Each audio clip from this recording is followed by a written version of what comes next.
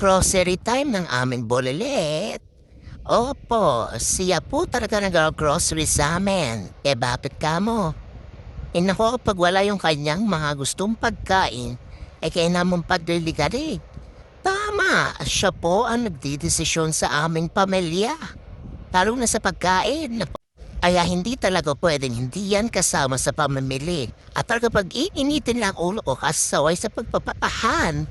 At yan, isa pa yan. Kaya siya nasama rin dahil ng mga laruan.